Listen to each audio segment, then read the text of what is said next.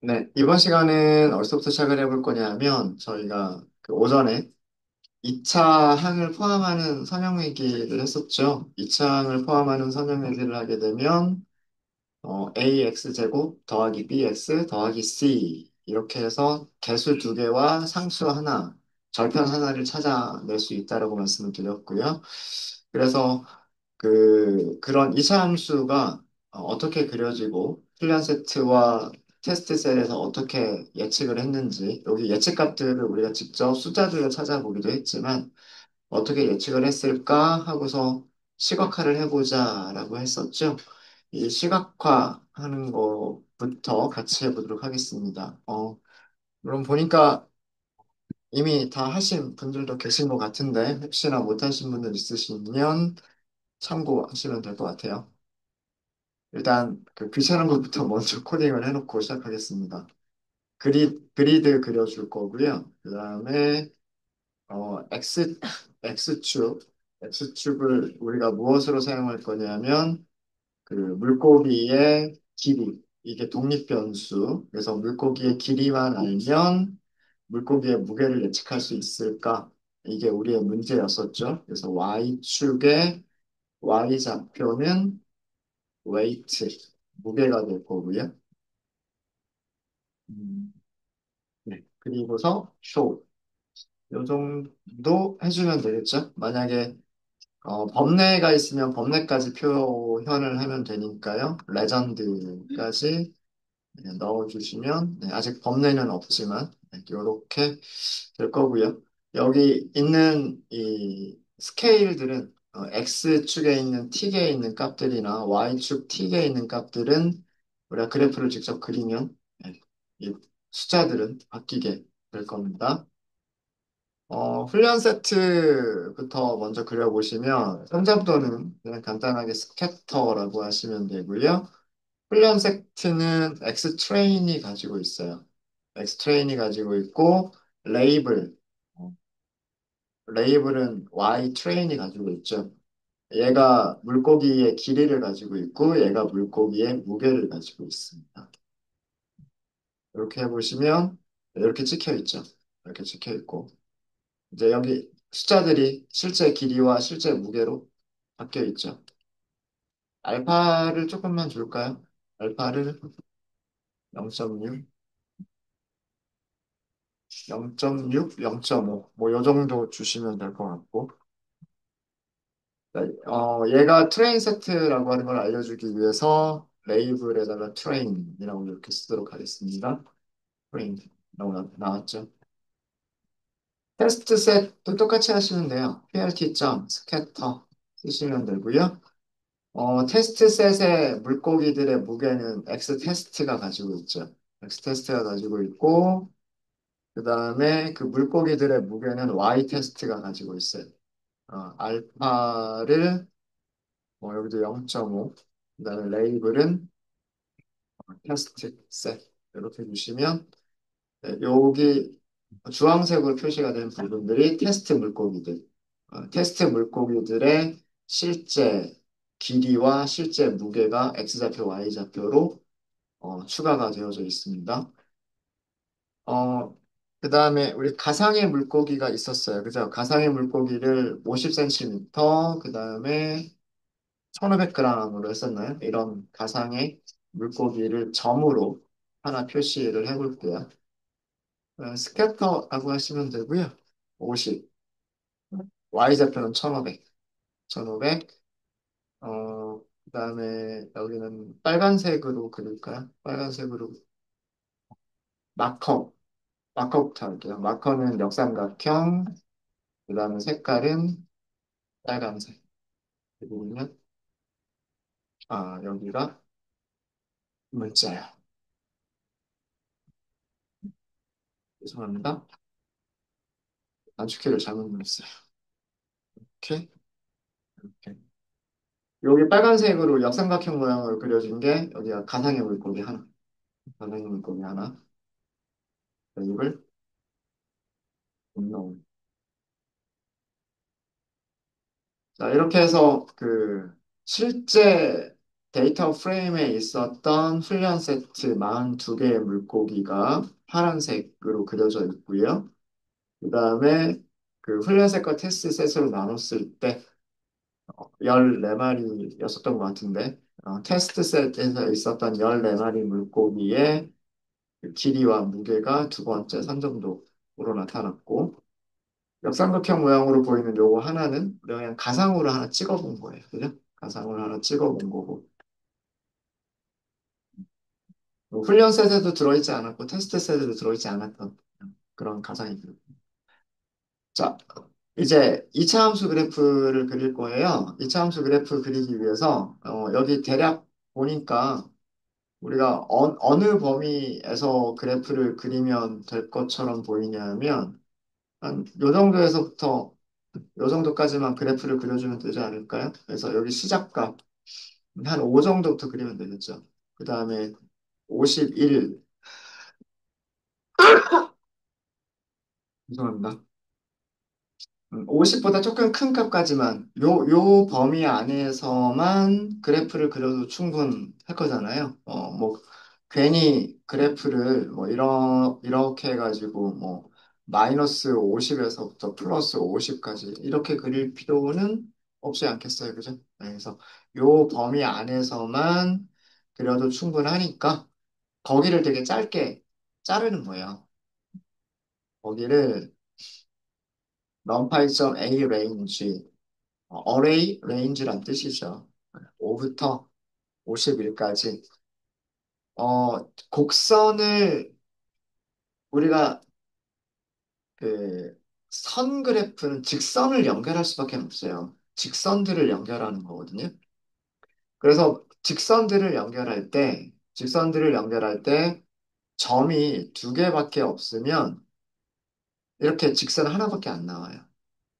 점이 세 개가 있으면 이렇게 딱 뚝뚝 끊어지는 모양으로 나와요. 근데 만약에 점이 네개가 있다. 이렇게 네개가 있다 그러면 여기서 한 번 꺾이고 이렇게 한 번 꺾이겠죠.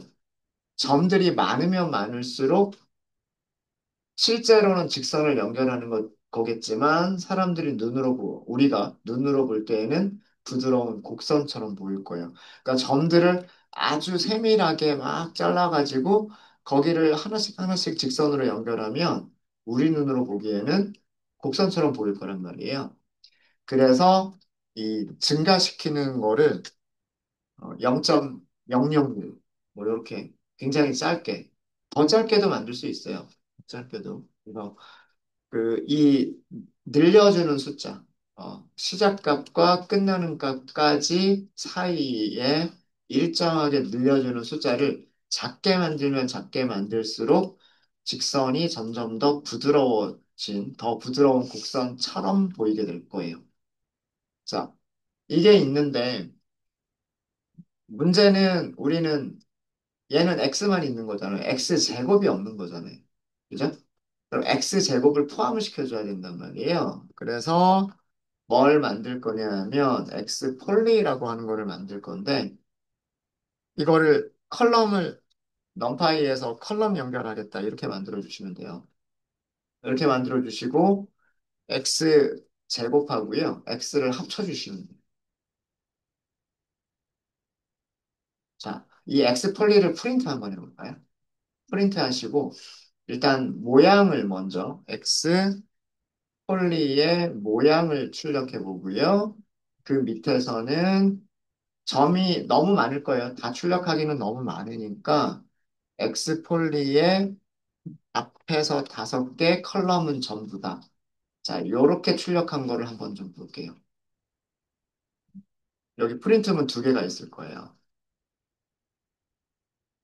자, x는 어떻게 만들어진 거냐면 5부터 시작해서 0.001씩 증가를 합니다. 5.001, 5.002, 5.003, 5.004. 그럼 끝에 가면은 어떻게 될 거냐면 55, 51까지기 때문에 50.991, 50.992, 50.993, 50.994 이렇게 되겠죠. 그렇죠? 네. 그리고 앞에 예, 그 x들 앞에는 x제곱이 있어요. 5의 제곱은 25잖아요. 5.001의 제곱은 25.01002. 52, 5.002의 제곱은 25.02004. 이렇게 계산된 값들이 있는 거예요. 그럼 여기에 x제곱 있죠. 여기는 x가 있죠. 두 개가 있단 말이에요. 그죠? 요거는 우리가 엑스폴리라고 하는 게 어떻게 만들어졌나라고 하는 걸 확인하기 위해서 제가 프린트를 해본 거고, 그럼 그려야 될 값. 우리가 그려야 될 값은 뭐냐면, 이렇게 2차로 만들어진 것과 리니어 리그레이션에서 찾은 코에피션트, 개수들이죠. 얘와 얘를 곱해주는 거예요. 얘와 얘를 곱해준다는 얘기는 뭐냐면 이게 제곱이죠. x 제곱이고 여기다가 첫 번째 코이피션트 곱하기 a를 해준다는 뜻이고 더하기 얘가 얘가 x잖아요. 여기다가 곱하기 코이피션트에서 찾은 b를 더해준다는 얘기예요. 곱해준다는 얘기예요. 그러니까 ax의 제곱 더하기 bx가 나온 거죠. 이런 이렇게 y가 첫 번째 점에 대해서도 y좌표가 나오고, 두 번째 점에 대해서도 y좌표가 나오고, 세 번째 점에 대해서도 y좌표가 나오는 거란 말이에요. 네, 이런 곱하기 계산을 하겠다라고 하는 게 여기 골뱅이 연산자예요. 행렬곱이라고 얘기를 합니다. 행렬곱.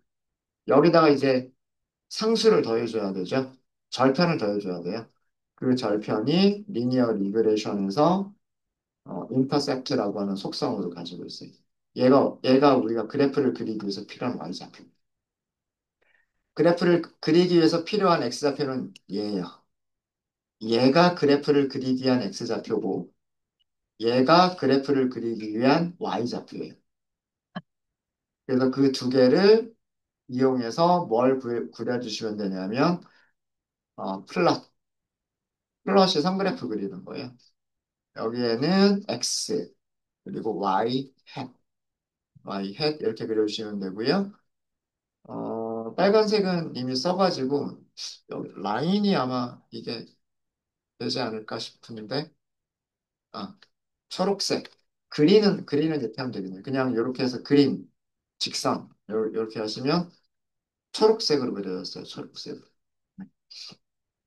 요거는 색깔이 그린이다라는 뜻입니다.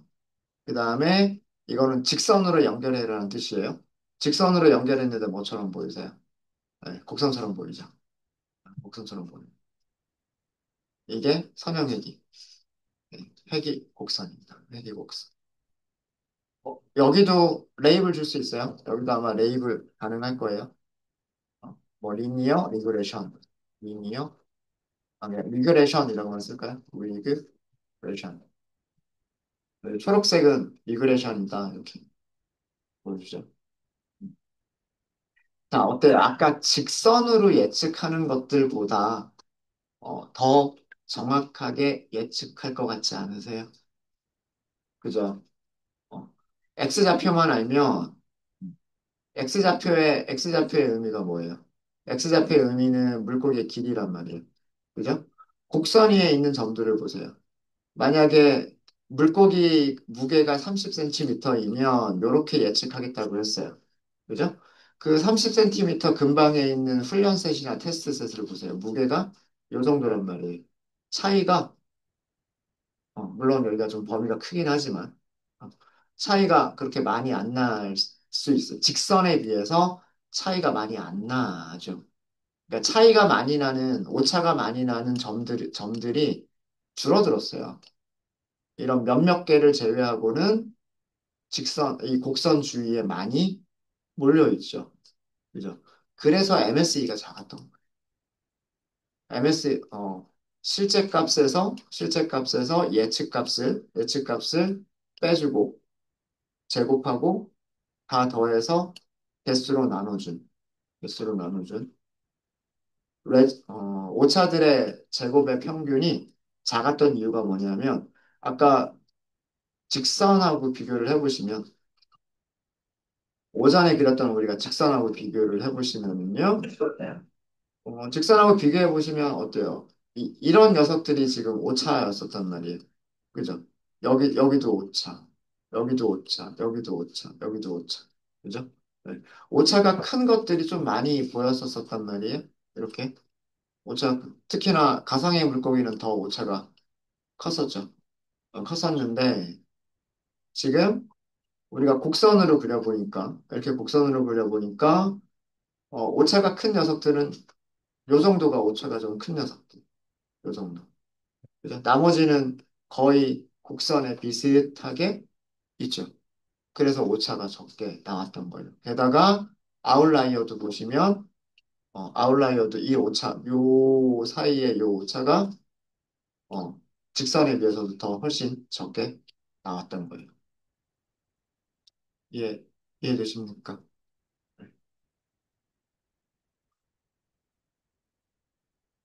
이 방정식이 AX의 제곱 더하기 BX 더하기 C를 행렬식으로 쓴 그런 식이에요. 이거를 하시기 위해서 1차원 배열을 만들어야 되고요. 그 다음에 그 1차원 배열 가지고서 제곱항이 들어있는 2차원 배열을 만들어야 되고, 2차원 배열과 1차원 배열을 행렬, 곱셈을 하는 거예요. 행렬 곱셈.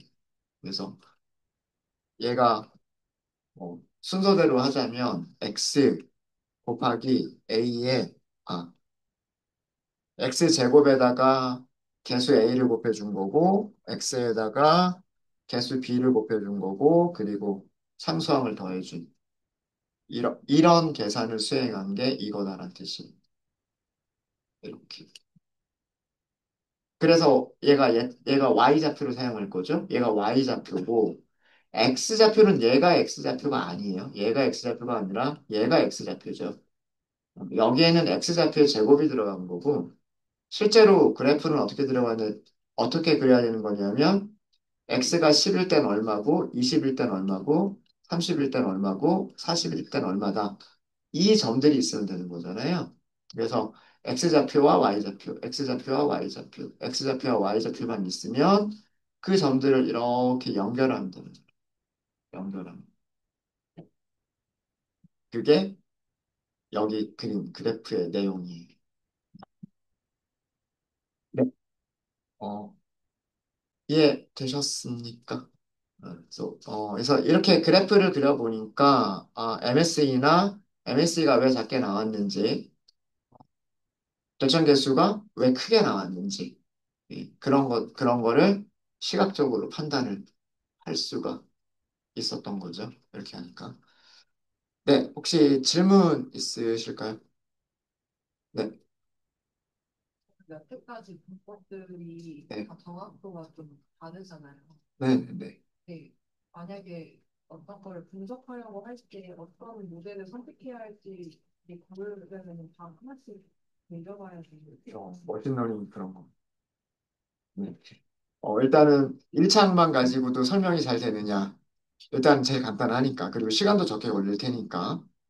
그다음에 근데 오차가 결정 개수가 좀 작게 나오더라. 그럼 2차항까지 고려를 해볼까? 뭐 이렇게 해도 그것도 트라이를 해보는 거고요. 그다음에 지금 우리는 물고기의 길이만 썼잖아요. 근데 길이만 쓰는 게 아니라 길이, 대각선 길이, 두께, 키 이런 것들을 다 써서 수식을 만들 수도 있겠죠. 네, 그런 선형회기도 또 시도를 해보는 거고요.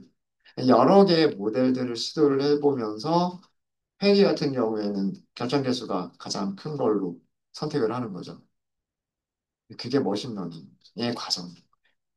어찌 보면 좀 지루한 과정입니다. 네. 또 질문 있으실까요? 그래서 뭐 인공지능이 뭔가 대단한 걸 해주는 거 같죠. 근데 그런 결과를 만들어내기 위해서 정말 지루한 데이터 수집과 지루한 학습과 그러니까 훈련시키는 그런 시간들 그런 시간들을 거쳐서 그런 최종적인 모델들이 결정이 되게 됩니다.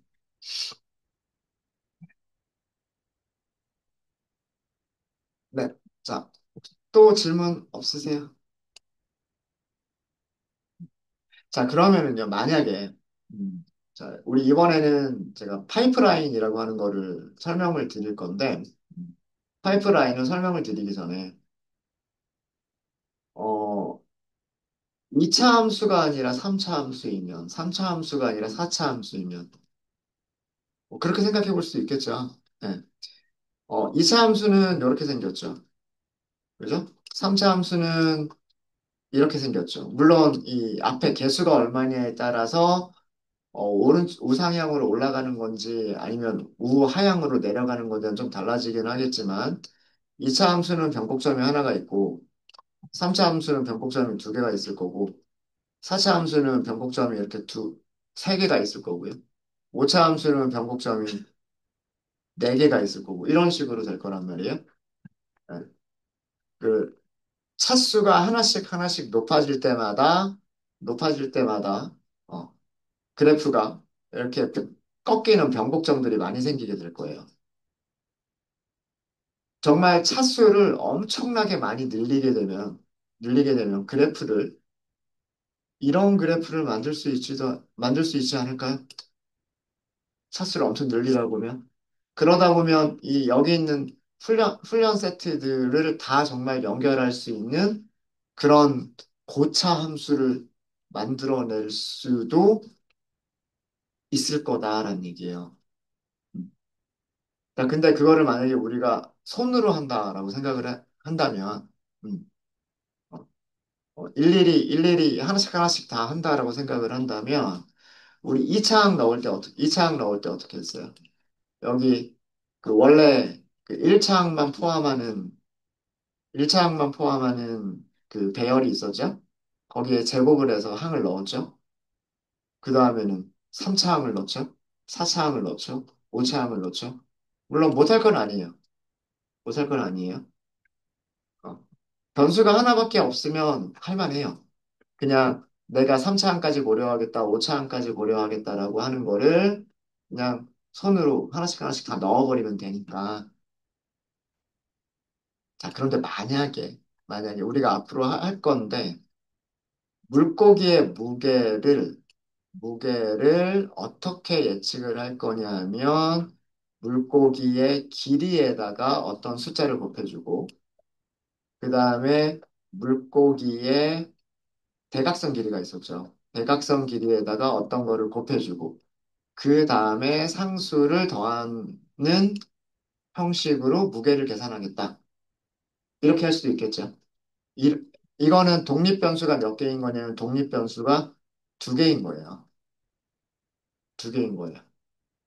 그러니까 이거 만약에 수식으로 쓰면 예측값을 찾아낼 때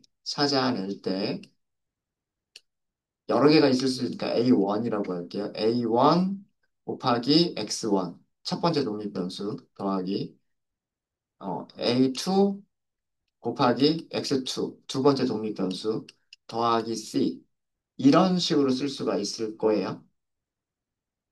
만약에 독립변수가 세개라면 예측값을 찾을 때 어떤 개수 곱하기 첫 번째 독립변수, 어떤 개수 곱하기 두 번째 독립변수, 어떤 개수 곱하기 세 번째 독립변수 더하기 상수 이렇게 쓸 거예요.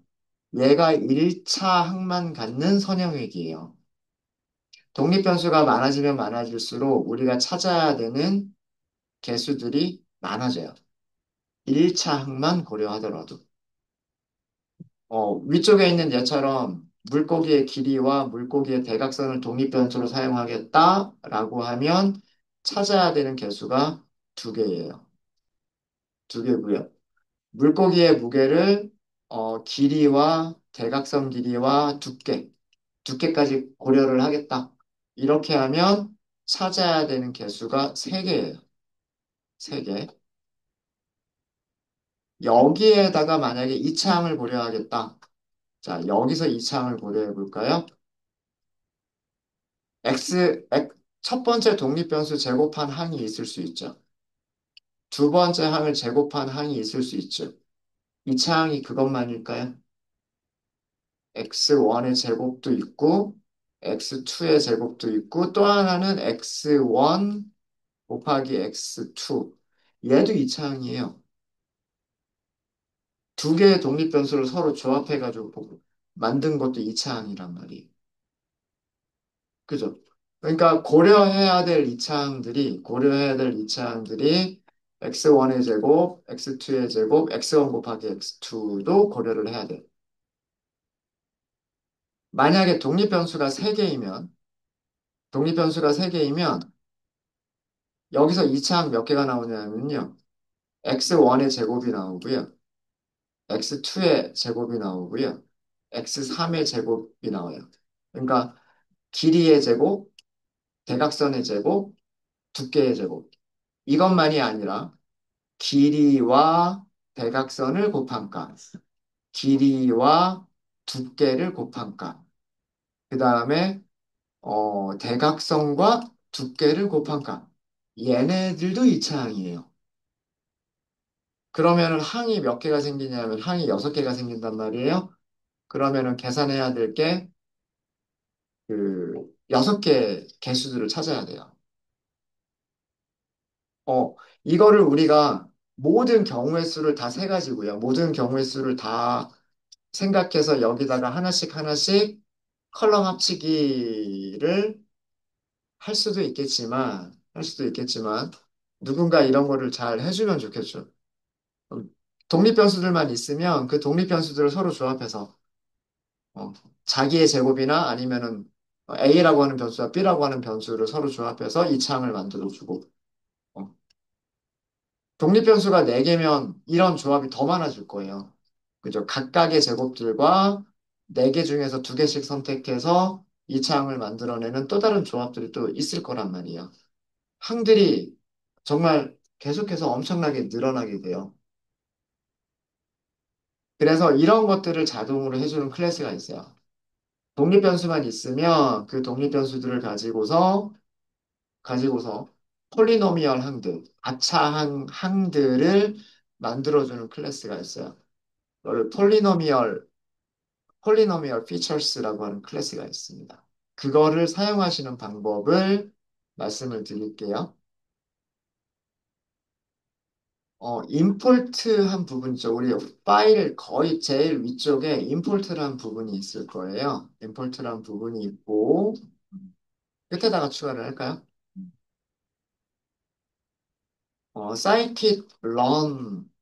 사이킷런에 이것도 전처리 과정에 있어요. 프리프로세싱이라고 하는 전처리 모듈 안에 있는데 임포트 폴 폴리노미얼 피처스라고 하는 게 있어요. 폴리노미얼 피처스.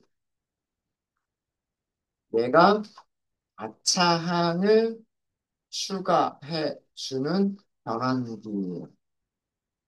그러니까 x가 있으면 x제곱을 만들어주고 x1과 x2가 있으면 x1의 제곱, x2의 제곱, 그리고 x1 곱하기 x2라고 하는 다차항을 추가해주고 그다음에 x1, x2, x3라고 하는 세 개의 항이 있으면 x1의 제곱, x2의 제곱, x3의 제곱, 그다음에 각각 2개씩 묶은 거 이런 다차항들을 추가해 줄 수 있는 변환기. 단순하게 2차항까지만 추가해 줄 수 있는 게 아니고요. 3차항, 4차항, 5차항 얼마든지 계속해서 넣어줄 수 있는 그런 변환기가 폴리노미얼 피처스라고 하는 게 있어요. 그 다음에 얘네들을 사용하실 때 같이 사용하시면 좋은 게 scikit-learn 모듈에 파이프라인이라고 하는 모듈이 있어요. 파이프라인 클래스 이름이 클래스 이름도 파이프라인이에요. 모듈 이름은 소문자로 되어 있고요. 클래스 이름은 대문자로 시작을 합니다. 네.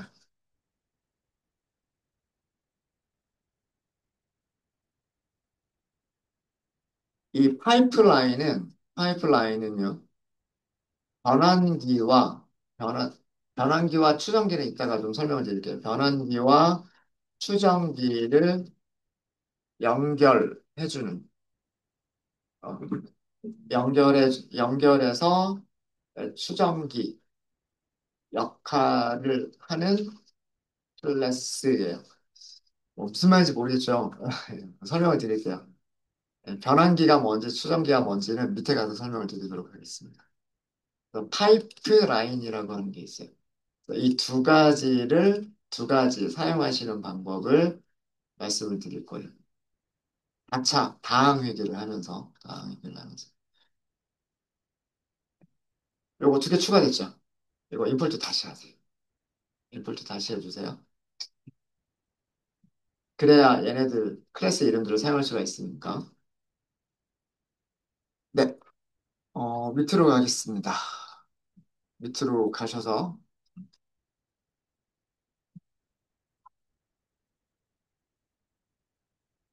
제일 끝에다가 목차를 하나 만들까요?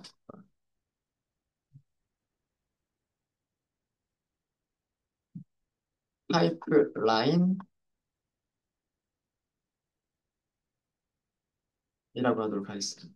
그리고 여기다가, 목차니까 샵이 있으면 되겠죠?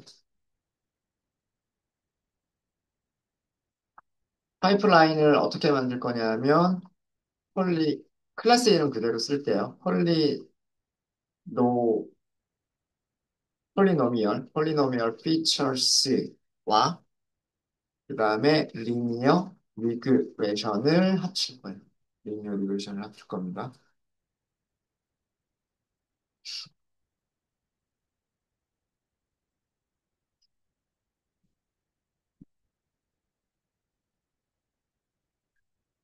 실제로 코드를 만들기 전에 텍스트 셀 하나를 더 추가했습니다. 코드를 만들어 보기 전에 몇 가지 사이클 런의 특징을 좀 말씀을 드릴게요. 사이클 런의 클래스 설계 철학이라고 하면 좀 너무 거창하긴 한데 어, 사이클런에서 만들어진 이 클래스들을 보면은요, 몇 가지 부류로 나눌 수가 있어요. 몇 가지 부류로 나눌 수가 있는데, 그 몇 가지 부류가 뭐가 있냐면, 전환기라고 하는 게 있어요. 어, 트랜스, 트랜스포머라고 부르는 클래스들이 있고요. 트랜스포머라고 부르는 클래스들이 있고, 그 다음에 부르는 녀석들이 있어요. 에스티메이터라고 얘기를 합니다. 에스티메이터. 예측기라고도 해요. 저는 추정한다보다는 예측한다라는 말이 더 좋아서 에스티메이터를 저는 예측기라고 얘기를 하는데 번역하는 책들이 추정기라고 많이 번역을 했더라고요. 왜 그랬는지 모르겠는데 추정? 네. 그러니까 트랜스폼이라는 단어는 뭔가를 변환하다라는 뜻이에요. 변환하다. A를 B로 변환한다. 자, X가 있는데 X를 X제곱으로 변환한다. 이거 변환기예요. 그죠? 그 다음에 뭐 X가 있는데 X 세제곱으로 변환한다. 이거 변환기입니다. 변환기. 스탠다드 스케일러 있었죠. 스탠다드 스케일러. 그게 뭐예요? X라고 하는 값이 있으면 평균과 표준편차 찾아가지고 숫자들을 평균 0, 표준편차가 1이 되도록 바꿔준다. 스탠다드 스케일러도 변환기의 일종이에요. 일종이고. 자, 이제 변환기의 의미가 대충 감이 오시죠? 그죠? 변환기라고 하는 거는 어떤 숫자들로, 그러니까 배열에 있는 값들을 어떤 일정한 규칙에 의해서 다른 값으로 바꿔주는. 그래서 A라고 하는 배열을 A-라고 하는 배열로 바꿔주는, 변환해주는 그런 클래스를 변환기라고 얘기를 하고요. 그런 용어를 갖다 붙였어요. 그런 용어를 갖다 붙였고. 에스티메이터는 뭔가 예측을 해줄 수 있는 클래스들이에요. 머신러닝에서 예측을 한다라고 하는 거는 두 가지 종류의 예측이 있어요. 클래스들을 구분해주는 분류, 클래시피케이션. 그 다음에 숫자를 예측해주는 리그레서.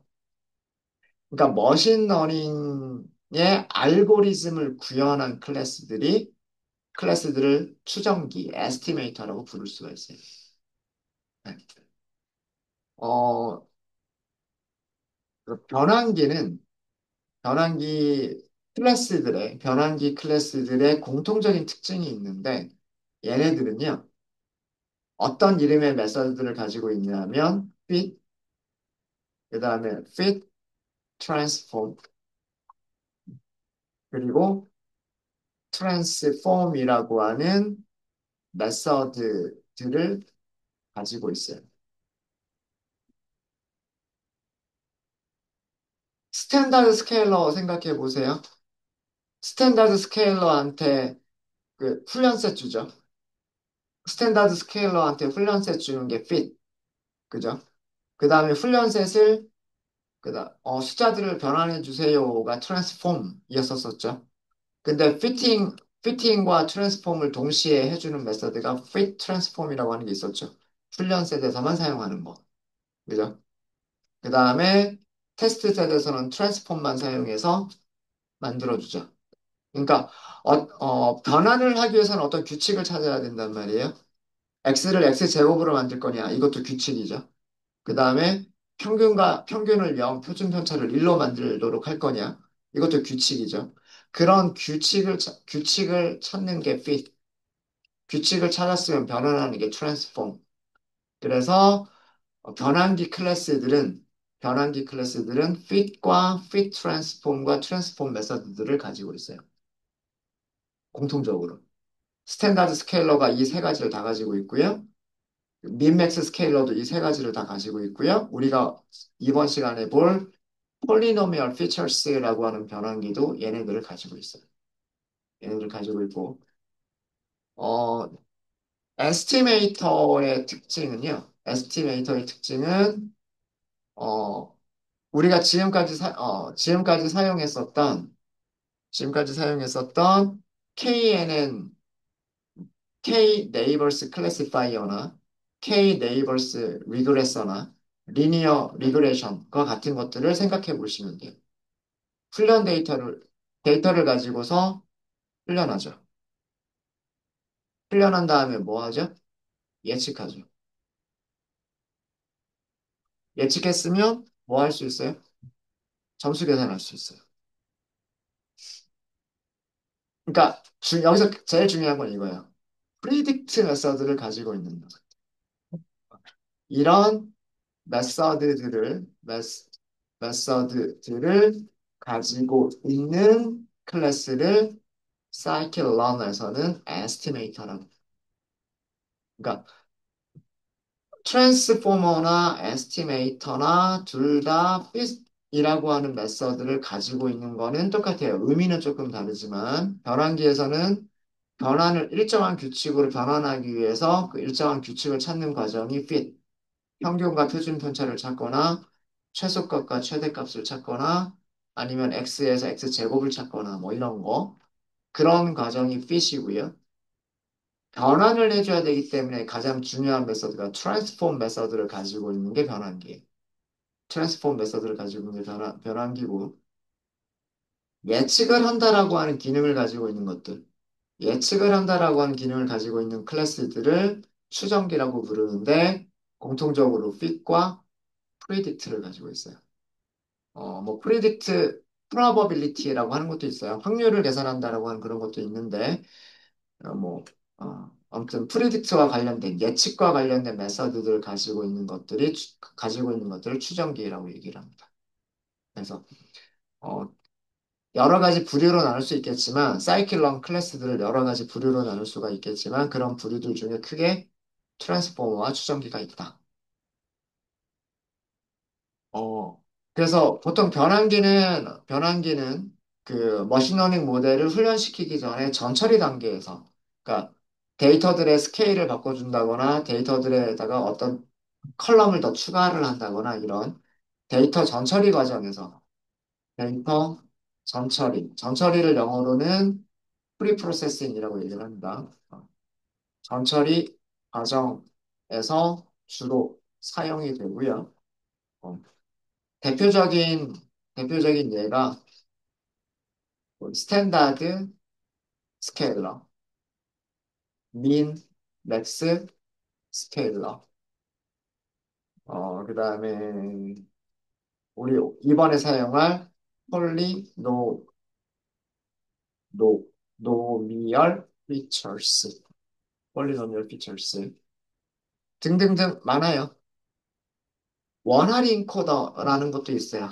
원합 인코더라고 하는 것도 있고요. 그 원합 인코더라고 하는 거는 문자열들을 숫자로 변환해주는 원합 인코드라고 하는 그런 개념도 아셔야 되는데, 네, 뭐 그런 여러 가지 그 변환기들이 있어요. 그러니까 얘네들 이런 클래스들의 특징이 핏과 트랜스폼을 가지고 있다. 핏과 트랜스폼을 가지고 있다. 그 다음에 거의 대부분의 추정기들은 머신러닝, L은 머신러닝 줄여서 얘기한 겁니다. 머신러닝 알고리즘들을 구현한 클래스들이 주로 추정기예요. 머신러닝의 머신러닝에서 해야 될 일이 뭐예요? 이제 데이터를 알고 있으니까 모르는 데이터 들어왔을 때 예측하는 게 주된 목표잖아요. 분류를 한다거나, 회귀를 한다거나, 이런 것들. 그래서, 분류 알고리즘이나 혹은 회귀 알고리즘과 같은, 어, 그런 클래스들이 주로 추정기라고 부릅니다. 그래서 우리가 지금까지 공부한 거는 몇 개 안 돼요. 네. K, 네이버스, 클래시파이어. 아직 공부하진 않았지만 K 네이버즈 리그레서도 있어요. 우리 했죠? 했구나. 네. 그죠? 네, 무슨 생각, 제가 무슨 생각, 정말 기억력 3초네요. KNN 가지고 분류하는 거, KNN 가지고 숫자 예측하는 거. 우리 했잖아요. 리니어 리그레션 하기 전에 이거 했죠. 그 다음에 리그레션 등등등 엄청나게 많아. 엄청나게 많습니다. 변환기와 추정기 개념 아시겠죠? 말이 조금 어려운 것 같아도 별로 그렇게 어려운 개념은 아니에요. 어, 데이터들을 어떤 다른 값으로 일정한 규칙으로 데이터들을 다 변환해주는 기능을 가지고 있는 것들을 사이클런에서는 트랜스포머라고 얘기를 하고 fit과 트랜스폼이라고 하는 메서드를 가지고 있다. 사용 방법이 굉장히 유사해요. fit이라고 할 때는 훈련셋 사용하고 트랜스폼 하면 뭔가 변환된 결과가 나오고 추정기는 에스티메이터는 fit과 predict 가장 중요한 건 predict예요. predict 예측한다라고 하는 거를 가지고 있다. 하는 겁니다. 그래서 polynomial features 그래서 아까 파이프라인은 제가 뭐라고 위에서 임포트 할 때 트랜스포머와 에스티메이터를 연결해 주는 거라고 말씀을 드렸죠. 예. 이따가 코드를 보시면 파이프라인이 어떻게 트랜스포머와 에스티메이터를 연결하는지라고 하는 거를 보실 수 있으실 겁니다. 네. 그래서 뭐 약간의 그런 좀 그 용어들을 조금 살펴봤고요. 용어들을 좀 살펴봤고 우리 이창을 했었었는데 이창을 우리가 직접 만들었었죠. 이창을 직접 만드는 게 아니라 폴리노미얼 피처스한테 그거를 한번 맡겨볼게요. 맡겨보면 우선 다시 한 번만 요거 좀 살펴볼게요. 엑스트레인 모양, 그 다음에 엑스 패스트 모양, 네, 컬럼 한 개짜리예요. 샘플은 샘플은 42개, 컬럼 한 개. 랭스만 가지고 있었으니까 그 다음에 컬럼, 샘플은 14개, 컬럼 1개.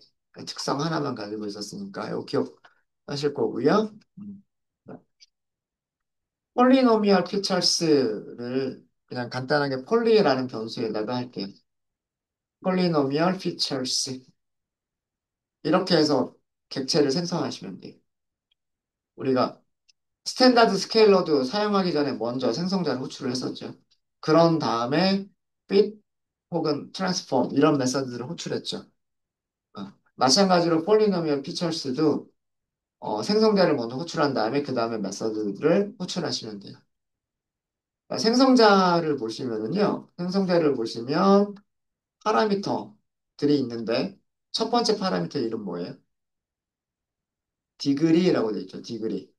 디그리가 의미하는 거는 뭐냐면 차수예요, 차수. 2차항까지 만들어주겠다는 뜻이에요. 2차항까지 만들어주겠다. 그 다음에 include bias가 true라고 되어 있는데 이 부분은 이따가 설명을 좀 드리도록 하겠습니다. 2차항을 만들어주는 polynomial features라는 뜻이에요. 기본값이. 기본값 2차항으로 만들어주는 거란 뜻이고요. 파라미터 중에서 include bias라고 하는 게 있는데 얘가 true라고 되어 있는데 얘를 false로 할게요. false. false.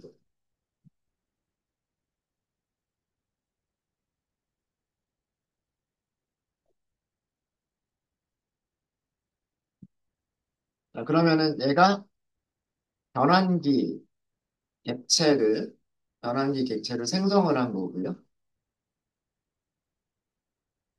변환기 객체를 생성했으면 훈련 세트에서는 피팅하고 트랜스폼을 해주시면 돼요. 그럼 fit 트랜스폼을 한꺼번에 호출해 버리시면 되죠. 폴리에서 점 fit transform이라고 하는 함수를 메서드를 호출하시면 되는데 여기에 x 트레인 세트를 주시면 돼요. x 트레인 세트를 일단 우리 그 결과라고만 할게요. 리절트라고만 할게요. 리절트라고만. 얘가 그 변환기를 이용해서 변환기 트랜스포머를 사용해서 훈련 셋을 변환을 한 거예요. 이 리절트가 무엇인지를 보면은요. 우선 리절트의 모양을 먼저 보시고요. 리절트의 모양을 먼저 보시고 리절트가 너무 많을 것 같으니까 앞에서 5개만 출력을 해볼게요.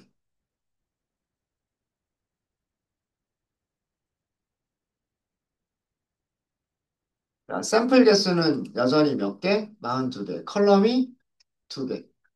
순서는 조금 달라요. 앞쪽에 있는 게 원래 그 X 트레인이 가지고 있었던 그 물고기들의 길이에요, 여기가. 그러니까 여기가 X. 여기가 X. 뒤쪽에. 우리는 X제곱을 앞에 놨었죠. 여기가 X제곱이에요. X제곱. 이해되셨습니까? 이해되셨죠? 어, 그래서 이렇게 이 차항을 그냥 폴리노미얼 피처스한테 그냥 맡겨버린 거예요. 맡겨버린 거고, include bias의 의미는요, 여기가 true인 경우, true인 경우 다시 실행해 보시면은요, 다시 실행을 해보시면, 이렇게 만들어주는데, 여기에, 이거 얼마인가요? 1.0 곱하기 10의 0승이라는 의미예요. 그냥 1이란 얘기죠. 그러니까 컬럼 3개짜리인데 여기에 무조건 전부 다 1이라고만 들어가 있는 값들을 넣어준 2차원 배열이에요. 여기는 x예요. 여기는 x고요. 여기는 x의 제곱입니다. 어, 그러니까 바이어스라고 하는 거를 인클루드는 추가하겠다는 거고요. 바이어스는 뭔가 어느 쪽으로 편향되어져 있는 이란 뜻이거든요.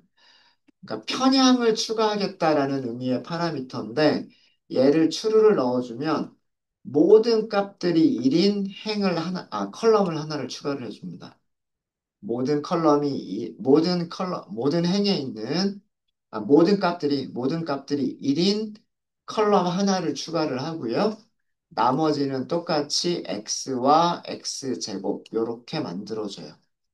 근데 우리가 바이어스는 필요하지 않은 우리 같은 경우에 바이어스를 안 써도 돼요. 그래서 여기를 false로 주게 되면 얘가 여기가 x 첫 번째 컬럼이 x 두 번째 컬럼이 x제곱 요렇게 만들어준 거예요. 만약에요. 만약에 아까 파라미터 중에서 뭐가 있었냐면 디그리가 있었죠. 디그리. 기본값이 2였어요. 이거를 3으로 한다. 3차 항까지 포함시키겠다는 얘기예요. 이렇게 해주시면 여기가 x, 여기가 x제곱, 여기는 x의 3승. 이렇게 자동으로 만들어줘요. 이게 폴리노미얼 피처스입니다. 폴리노미얼 피처스. 그래서 훈련 세대에 대해서는 프리 트랜스폼을 하시면 되고요. 테스트 셋에 대해서는 그냥 트랜스폼만 호출하시면 돼요. 그냥 트랜스폼만 호출하시면 됩니다. 네. 그러면 테스트 셋에서도 그렇게 만들어져요. 자, 폴리노미얼 피처스는 이해가 되셨죠? 그리고 include bias가 무엇인지도 이해되셨죠? 사실은 제가 조금 설명을 안 하고 넘어간 부분이 있긴 있는데, 바이어스를 왜 쓰는지 안 쓰는지라고 하는 거를. 네. 우리는 바이어스가 필요 없다라고 생각하시면 돼요. 그리고 바이어스 그냥 2라고 하는 컬럼을 넣을 거냐 말 거냐. 우리는 안 넣어도 된다라고 생각하시면 돼요. 네. 되셨습니까? 네. 이게 폴리노미얼 피처스. 만약에 변수들이 두 개가 있으면 그것들을 가지고서 또 각각의 조합들도 잘 만들어줍니다. 이 폴리노미얼 피처스가 빛이 되고 나면은요, 어떤 속성 하나를 가지고 있는데, 그 속성이 뭐냐면, 여기서 프린트로 요거 하나 좀 볼게요. 폴리노미얼 피처스 점 n features n features라고 하는 게 있을 텐데, n은 넘버란 뜻인데, features. 그러면요, 이름이 뭐더라? hours. 아, n output features 이거를 볼게요. 아, 이건 세 개. 아, 그치, 넘버니까. 뭐였더라? 잠시만요. Interaction features output order powers. powers. powers. powers. 네. 아마 이건 것 같아요. 얘일 것 같은데, 제가 이따가 쉬는 시간 조금은 제가 좀 찾아보도록 하겠습니다. 여기 1차원 배열이 있죠. 1차원 배열에 값이 3개가 있죠. 값이 3개가 있는데, 이 순서가 여기가 1차항, 여기가 2차항, 여기가 3차항. 저는 숫자만 보고 그렇게 얘기를 한 건데, 그 순서가 1차항, 2차항, 3차항 순서다라고 하는 걸 보여주는 게 여기 있는 파워스라고 하는 겁니다. 파워스. 이게 그 독립변수가 두 개 이상일 때 그 값들을 알아내야 되는데, 그거 할 때 제가 다시 한번 좀 말씀을 좀 드리도록 할게요. 이렇게 폴리노미얼 피처스가 이용될 수 있다. 그래요? 다음 시간에는 이 폴리노미얼 피처스와 어떻게 그 리니어 리그레션을 연결해서 파이프라인이라고 하는 걸 만들 수 있는지에 대해서 설명을 드리도록 하겠습니다. 네, 저희 다음 시간 40분에 시작할게요.